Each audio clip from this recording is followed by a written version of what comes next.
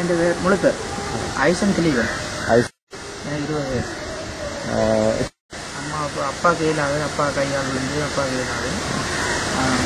அண்ணா திருமணம் செய்து வேறு வீட்டில் இருக்கு. அக்காவெல்லாம் வீட்டில் இருக்காங்க. தம்பி அந்த படிக்காங்க. அம்மாக்கள் என்ன செய்கிறாங்கன்னு தெரியாது. அந்த விருப்பம் இல்லையோ ஒரு பிள்ளையை கொடுக்கத்தான் கட்டாயம். விருப்பம் இல்லையோ ஒரு பிள்ளையை கொடுக்கத்தான் கட்டாயம். கட்டாயத்தின்படியே பிடிக்கலாம். இயக்கத்துக்கு எதிர்ப்பு தெரிவிக்கலாம். சொன்னால் அவங்கள இடத்துக்கு நாங்கள் இருக்கும்போது அவங்க செய்கிறாங்க, சட்டம் சொல்லி அவங்க செய்கிறாங்க. அவங்கள எங்களை பிடிச்சி வைகோசா கொண்டு போகிறாங்க. எங்கள் அம்மா அப்பாவை அந்த நேரத்தில் ஒன்றுமே செய்யலை. பள்ளிக்கூடத்தில் கொடுத்தாங்க, கோயில் வழியை கொடுத்தாங்க. எனக்கு பிடிச்சோம். பள்ளிக்கூடங்கள் வழியை ரோட்டு வழியை மோட்டர் சைக்கிளில் வர பிடிக்கிற பிடிக்கிறது, மோட்டர் சைக்கிள் தண்ணி எடுத்து நிற்கிறது. பள்ளிக்கூடம் ஆசிரியர்கிட்ட வந்து சொல்லுவாங்க, அப்படி பிடிக்க போகிறாங்க நீங்கள் என்ன செய்யுங்க. அப்போ அவங்க சொல்லுவாங்க, நான் வீட்டை விட்டு அப்புறம் நீங்கள் எப்படிங்கன்னு சொல்லுவாங்க. அப்போ நீங்கள் பள்ளிக்கூடத்தை விடுங்கன்னு சொல்லிட்டு பள்ளிக்கூடம் போட்டு மட்டும் நிற்பாங்க. இந்த ஒரு பள்ளிக்கூடம் மட்டும் வழியில் வரைக்கும். இதை பற்றி என்ன நினைக்கிறேன்னு சொன்னால், அவங்க அந்த பள்ளிக்கூட பிள்ளைகள் வந்து நாளைக்கு படிக்க ஒரு நல்ல நிலைமைக்கு வருவான்னு சொல்லித்தான் அவங்க படிக்கிறாங்க. அப்போ அவங்களோட படிப்பை வந்து இயக்கம் என்னென்னு சொன்னால், தங்களுக்கு படிப்பு வேணாம் இயக்கத்துக்கு வந்தால் காணுமென்ற மாதிரி நாங்கள் பிடிக்கிறாங்க. அப்போ அவங்க படித்து நாளைக்கு ஒரு நல்ல ஒரு டாக்டராகவோ இல்லை ஒரு ஆசிரியராக வரணுமென்ற ஆசையெல்லாம் அவங்க படிக்கிறாங்க. நாளைக்கு எங்கள் அப்பாக்கள் நினைக்கிறது வந்து படித்த பிள்ளைகள் நல்ல மாதிரி ஒரு நிலைமைக்கு வரணுமென்று தான் ஒரு அப்பா அம்மா நினைப்பாங்க. ஆனால் இவங்க வந்து ஒரு இடையில் ஒரு பிள்ளைகிட்ட படிப்பை கட் பண்ணி தாங்கள் தங்களோட யுத்தத்துக்காக ஆக்களை சேர்க்கிறாங்க. சரி சரி. இப்போ இயக்கம் வந்து இப்போ நடக்கிற இதுக்கு பிரச்சனைக்கு வந்து முகம் கொடுக்கல நிலைமையில் என்னென்னு சொன்னால் ஓடுறாங்கன்னு சொன்னால், இப்போ வந்து பழைய ஆக்கள் கூடுதலையாக பெண் போராளி என்றது வந்து ஒரு பெண் வந்து ஒரு சொய்ஸாக வாழ்கிற ஆக்கள். அவங்கள வந்து இப்போ இயக்கம் பண்ணேன்னு சொன்னால் பயிற்சிகள் கொடுத்து இப்போ களமுனையில் விடுறது காரணம் அந்த பிள்ளைகள் சரி விருப்பம் இல்லாத தான் நிற்கிது. என்ன சொன்னால் அது நாளைக்கு கல்யாணம் கட்டி சந்தோஷமாக கோயில் குளத்துக்கு புரிச்சமாரோட போகணும் கொண்டு தான் சில நேரம் ஆசை. மற்றது நல்லபடியாக படிக்கணும், நாங்கள் படியாக வெளிநாடு போகணும், அங்கே போகணும், இங்கே போகணும், இந்த கனவுகள் எல்லாம் இருக்கும் அந்த பிள்ளைகளுக்கு.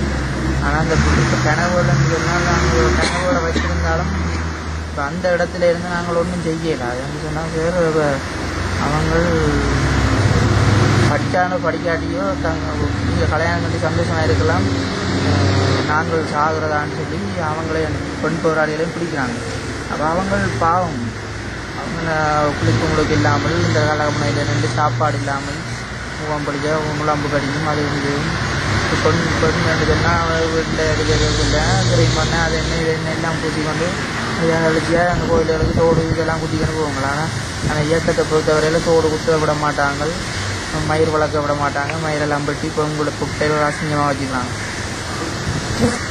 அதை பற்றி நான் சொல்ல தமிழங்கன்றது வந்து பிடிக்கணும்னு சொல்லி தான் இயக்கத்தில் கனவுகள் அப்படி இருக்கும்போது இப்போ வந்து மடுவில் ஆமியாக்கள் வந்து இப்போ மன்னாரில் இருந்து இவ்வளோ தூரம் முன்னாடி கொண்டு வாரன்னு சொன்னால் அதை புலிகள் விட்டுட்டு போகிறாங்க. ஆனால் தமிழெல்லாம் வந்து பிடிப்பார்களா பிடிக்க மாட்டார்களான்ட்டு சனத்துக்கு 2 மனம். இப்போ சனங்களை வந்து நல்லா வச்சுருக்கணும் அப்படின்றதுக்காக தான் இப்படியெல்லாம் செய்கிறாங்க. ஆனால் இவ்வளோ 1000 பேர் ஆக்களை பிடிச்சிருக்கிறாங்க, இவ்வளோ பேரை சாக கொண்டிருக்காங்க. இப்போ சனத்துக்கு ஒரு தெளிவான இது காட்டணும்.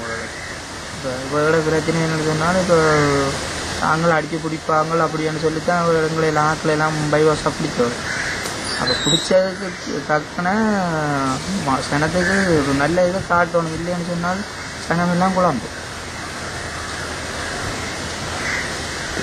தமிழீழம் என்றது வந்து ஒரு மக்கள் ஆதரவு குறைந்து கொண்டிருக்கிறார்.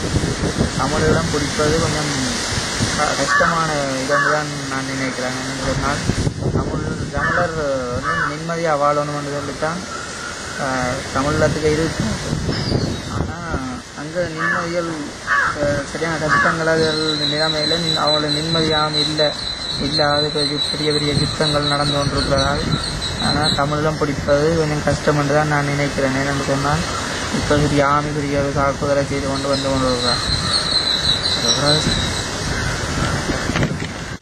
தமிழ் மக்களுக்கு செய்கிற உதவின்னு சொன்னால் இப்போ வந்து இயக்கம் வந்து ஆயுதங்களை கைவிட்டுட்டு சமாதான வழிக்கு வந்தால் தான் தமிழ் மக்களை காப்பாற்ற முடியும்னு நான் நினைக்கிறேன். சரி, இப்போ தமிழ் மக்களுக்கு செய்கிற உதவின்னு சொன்னால் இப்போ வந்து இயக்கம் வந்து ஆயுதங்களை கைவிட்டுட்டு சமாதான வழிக்கு வந்தால் தான் தமிழ் மக்களை காப்பாற்ற முடியும்னு நான் நினைக்கிறேன். இருக்கிற உறுப்பினருக்கு நான் சொல்ல விரும்புகிறேன் சொன்னால், இந்த யுத்தம் ஒரு முடிவில்லா யுத்தம் என்றபடியால் நீங்கள் வந்து இராணுவத்தில் கையில் சிலண்டர் அடையுங்கள். நாங்கள் இராணுவம் படியாக கவனிக்கிறாங்க. நீங்கள் சிலண்டர் அடைய விருப்பம் என்று சொன்னால் நீங்கள் எந்த களமுனையால் போய் கட்டி வச்சுக்கொண்டு போனாலும் உங்களை இராணுவம் ஏற்பார்கள்.